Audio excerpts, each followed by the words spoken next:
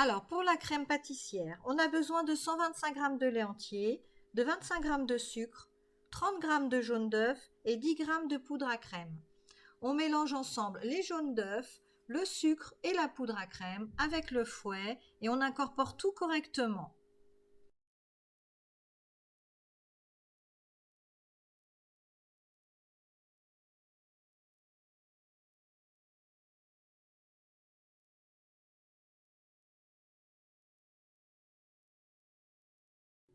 Une fois le lait chaud, on incorpore une partie dans notre préparation et on fouette doucement. On reverse notre préparation dans le lait et on va fouetter de façon à obtenir une belle crème onctueuse.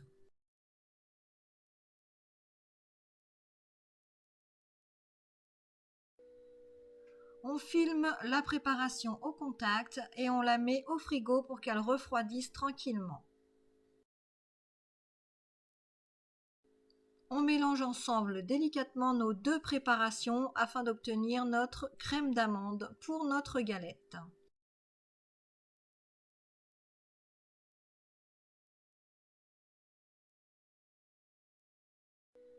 Pour le montage, on préchauffe le four à 180 degrés. Ensuite, sur le disque le plus grand, on garnit de crème frangipane en laissant au moins 3 cm de libre sur les bords. On dispose une fève vers la bordure. On mouille les bords avec un pinceau et de l'eau afin de disposer le disque le plus petit sur la frangipane. On va chasser l'air et souder en appuyant au plus près de la frangipane. Pour ne pas écraser le feuilletage des bords, le dessus de la galette doit être bien lisse. Maintenant, on va retourner la galette de façon à ce que le disque le plus grand soit sur le dessus. On se sert d'une plaque et on retourne la galette à l'aide de l'autre plaque.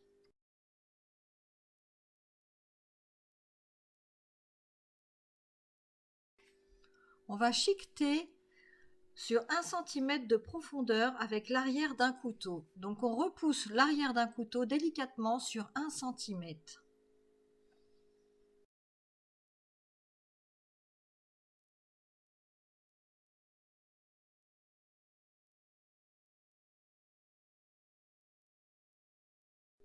Et là maintenant, c'est à vous de jouer. Amusez-vous, faites le décor que vous voulez sur le dessus de la galette.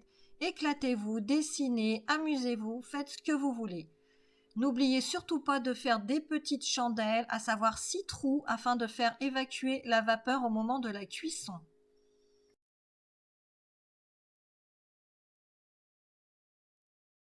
Et voilà, la recette est terminée. J'espère qu'elle vous a plu.